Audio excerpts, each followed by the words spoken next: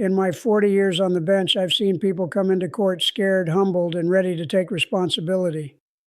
I've also seen people walk in like the rules are for everyone else.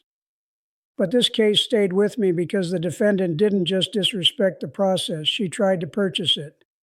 And when that didn't work, she tried to intimidate it.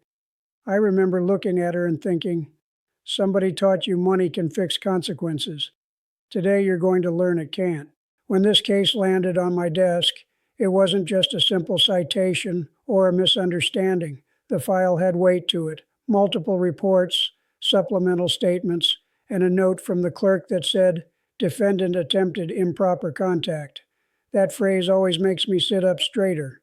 The charges were serious: obstruction-related conduct, attempted witness intimidation, and contempt issues tied to behavior during the court process. And while I'm always careful, because allegations are not proof, the paperwork suggested a pattern, not a moment of bad judgment, but repeated decisions that showed a disregard for the justice system. I reviewed the incident summary first, then I read the witness statement, then I read the court officer's report. I always do it in layers because the truth in court is rarely one dramatic sentence. It's usually a chain of choices. What concerned me most wasn't only what she allegedly did outside the courtroom. It was the claim that she tried to reach into the courtroom itself and bend it to her will. I had to ask myself, is this a person who made a mistake and is frightened, or a person who believes accountability is optional? Here's what happened as it came together through the evidence and sworn statements. The underlying case started as a dispute involving a business-related complaint, an argument that escalated into threats. From what I read, the situation involved a witness who had agreed to cooperate with the court process. Not a celebrity, not a politician, just a regular person who saw something, reported it, and did what we ask citizens to do in a civilized society. According to the statement, the defendant, an executive's spouse, felt that cooperation was a personal attack on her family's reputation. And that's the first misunderstanding I see all the time. People confuse consequences with disrespect. The court isn't trying to embarrass you. The court is trying to find facts. The witness reported being approached indirectly. The language in the report was careful, but the meaning was clear: pressure. The witness described being told, in effect, "You don't want to be the person who causes trouble for a powerful family." And I've been doing this long enough to know, when someone says that, they're not offering friendly advice. They're delivering a warning wrapped in velvet. Then came the part that hit me in a different way, because it wasn't just intimidation.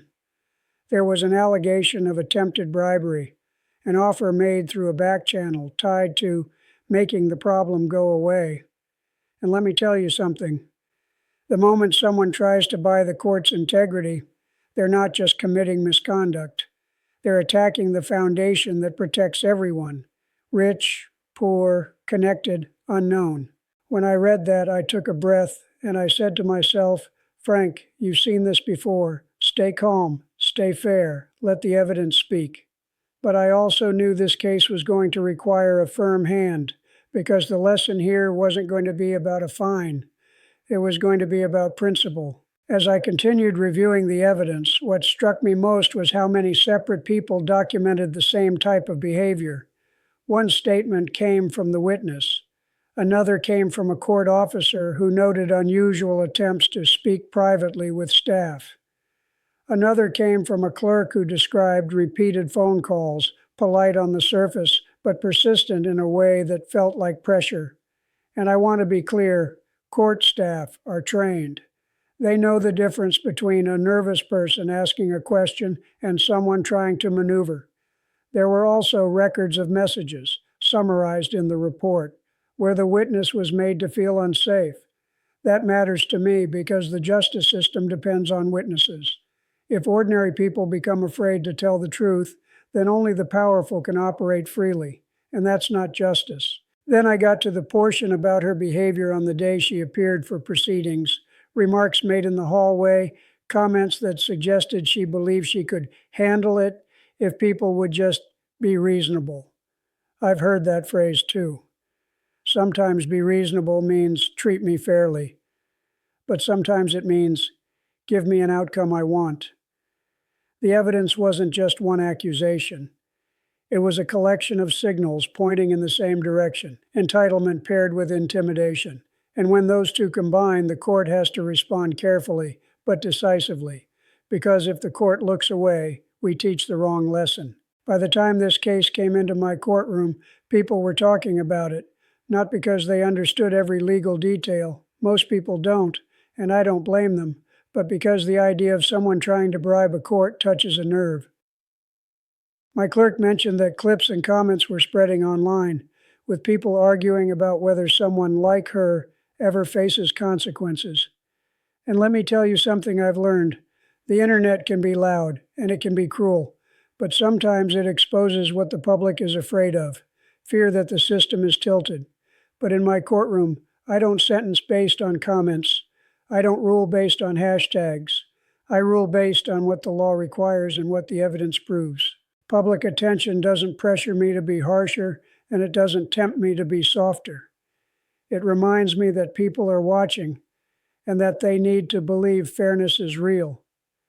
My responsibility as a judge is to deliver due process and also to protect the integrity of the court itself. That's what was at stake here. When she walked into my courtroom, I noticed two things immediately. First, her posture, not fear, not confusion. It was confidence, almost performance. And second, the way she looked around, as if she expected the room to adjust to her presence. I've seen that look before. It's the look of someone who spent years in rooms where people smile because they want something. She was well dressed, nothing inappropriate, but curated. And there was a small entourage presence in the hallway, the kind of energy that says, we are not used to being told no. The courtroom itself was fuller than usual, not packed shoulder to shoulder, but fuller. People get curious when power is involved. That's human nature, and I don't hold that against anyone. But I'm always mindful. A courtroom isn't theater. It's a place where real lives change. The witness was there as well, seated quietly. And I remember looking at that person and thinking, you didn't ask for this attention. You just did what citizens are supposed to do. I began the way I always do, calm, direct, respectful. I said, good morning. Please state your name for the record. She responded, and her voice was smooth, controlled. I said, you understand why you're here today? She gave a small shrug and said, yes, Your Honor, but I think this has gotten blown out of proportion. I paused, not because I was shocked, I've heard that line 100 times, but because I wanted the room to slow down and listen. I said, Miss, in this courtroom, we don't decide what's out of proportion by feeling. We decide by evidence. Her attorney tried to guide things back into legal framing, and I appreciated that. Lawyers have a job, represent their client, but a lawyer can't manufacture remorse. A lawyer can't replace accountability. The prosecutor outlined the allegations, attempted improper influence, intimidation, and conduct interfering with the administration of justice. Then the court officer's report was referenced. I looked at her and said, do you deny attempting to communicate with court staff outside the proper process? She answered, I was just trying to clarify things. People were being difficult. I said, court staff are not here to make your life easy. They're here to protect the process. Then we got to the witness intimidation component. I said, do you understand what it means to threaten a witness? She responded, I didn't threaten anyone. I said it would be unfortunate if they kept lying. I shook my head slowly. I said, Miss, unfortunate is a word people use when they want to sound polite while doing something improper. In court, we don't hide behind vocabulary. At that point, the prosecutor asked to present the message summary and the witness statement. The witness took the stand, and that's where the temperature of the room changed. The witness spoke quietly, not dramatic, not performative, just steady. They explained the contact, the implied consequences, the feeling of being watched, the fear of retaliation. I watched her face while the witness spoke. Some defendants looked down, some looked ashamed, some looked frightened. She looked annoyed, like she was being inconvenienced. And that, to me, is one of the saddest things a judge can see. Not anger, not even denial, but irritation at the idea that another human being's fear should matter. I said to the witness, "Thank you for coming here. I know it's not easy. You did the right thing." Then I turned back to the defendant. I said, "Miss, you're listening to a person explain they felt afraid. What do you have to say to that?" She said, "They're overreacting." I leaned forward slightly. I said, "Overreacting is when someone complains about a long line at the supermarket. Feeling afraid because a powerful person is leaning on you, that's not overreacting. That's a warning sign in a democracy." Now, this is the moment where a lot of people expect a judge to explode, but that's not my way. My way is to let the person's own words reveal who they are and then address it with calm truth. We moved into the bribery allegation. I want to be careful here. In court, precision matters. The evidence suggested an attempt to offer something of value to influence the process. Whether it was phrased as a donation, a gesture, or help, the core issue was intent. I said, "Miss, did you offer money or anything of value to make this case go away?" She laughed, just a short laugh, and said, "Your Honor, please, nobody can be serious about that." I held my gaze. I said, I am serious about that. The court is serious about that. And if you're not serious, that tells me something too." Then my bailiff approached and quietly handed something to the clerk, who brought it to my attention. It was a printout, screenshots, related to social media posts made during the pendency of the case. I'm not naive. I understand people post, people vent, people perform. But what matters is what it reveals, mindset. I said, "Miss, are these posts yours?" Her attorney shifted in posture. She glanced and then said, "Probably. I don't know. People post things." I said, "You don't know if you posted it?" She said, "It's not a big deal." I looked down at the page, then back up. I said, "This says, quote, 'This judge is so dramatic,' literally nothing." She didn't deny it. She just sat there like it was clever. I took a breath, because I've learned something over the years. When you respond too quickly, you respond emotionally. And in a courtroom, emotion is not leadership. I said, "Miss, let me tell you something about social media."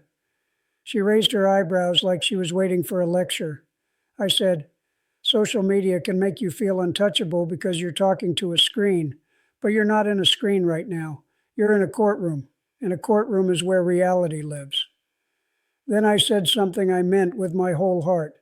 I said, "When you mock the process publicly while you're asking the process to treat you fairly, you're showing contempt, not just for me, but for every person who comes here hoping the law protects them."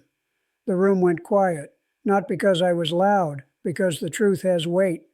I asked the prosecutor, "Does the state believe these posts impacted the witness?" The prosecutor responded that the witness had seen them and felt humiliated, and that it contributed to fear of being targeted. I turned to the witness and asked, "Did you see these posts?" They nodded. I said, How did it make you feel?" They said, "Like I was nothing, like I could be crushed." And that line, crushed, that stayed with me. Because courts exist, so ordinary people don't get crushed by the powerful. Then I turned back to her. I said, "Miss, you have choices. You made poor ones, but you still have a choice today. You can take responsibility right now."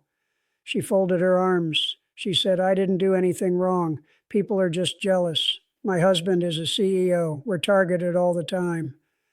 I nodded slowly. I said, "Being successful doesn't make you guilty, but it also doesn't make you above the rules." Her attorney asked for a moment to speak with her. They conferred.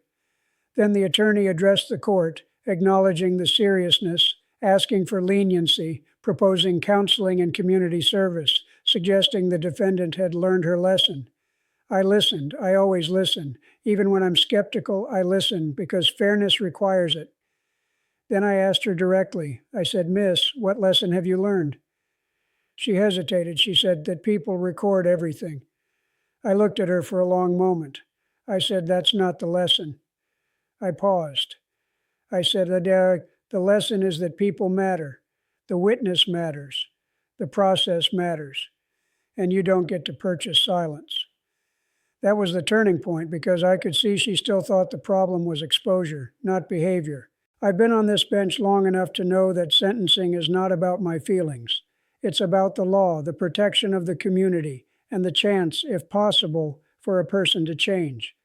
I sat for a moment and looked at the file, and then I looked at her. I said, "Miss, I want you to understand something." I paused, because pauses matter. They give words time to land. I said, "I've been a judge for 40 years. I've seen people make mistakes and panic. I've seen people act out of fear, and I've seen people act out of arrogance." I looked at the witness. I said, "Law, this court depends on witnesses. Without them, there is no truth finding. And when someone tries to frighten a witness, they are trying to blind the court." Then I looked back at her. I said, "You posted online that this is literally nothing." I held up the paper slightly. I said, "Let me tell you what's not nothing.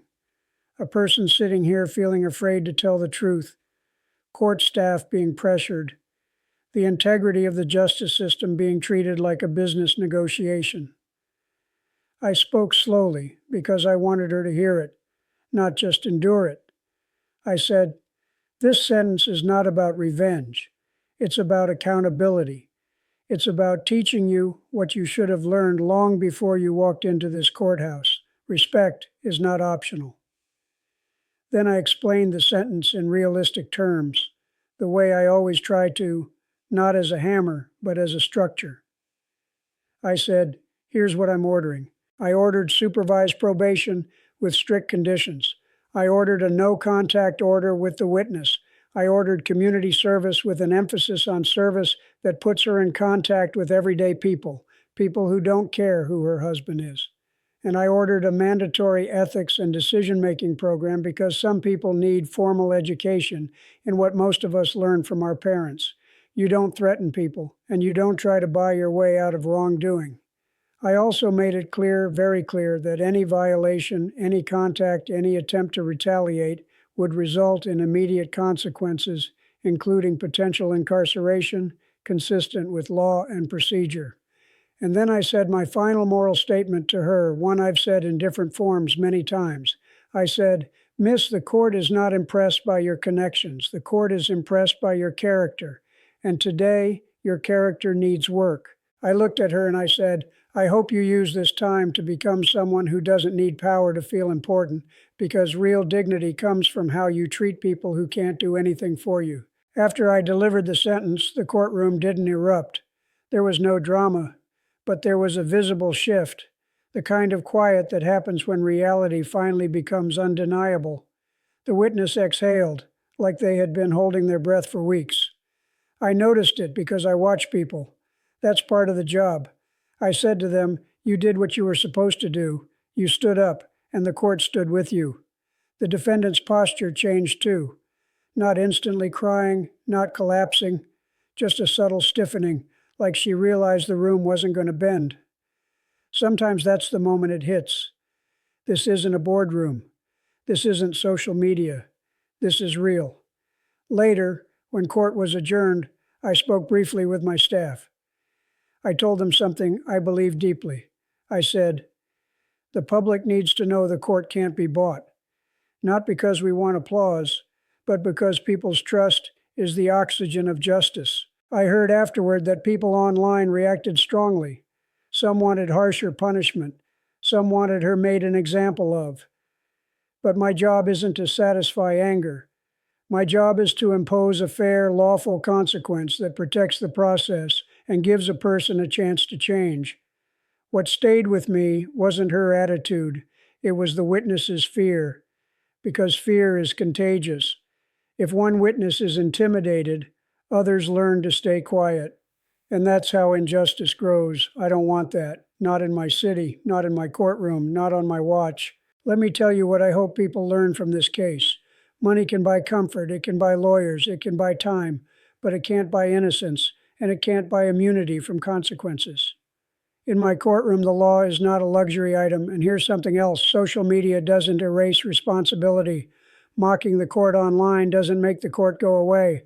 All it does is reveal your mindset, and sometimes it makes your situation worse because it shows a lack of respect for the process you're asking to protect you. If you take anything from this story, take this. treat people with dignity, especially witnesses, workers, and everyday citizens. Because the justice system only works when ordinary people are not afraid to speak. After 40 years on this bench, I still believe accountability is the best teacher. And I still believe people can change if they choose to.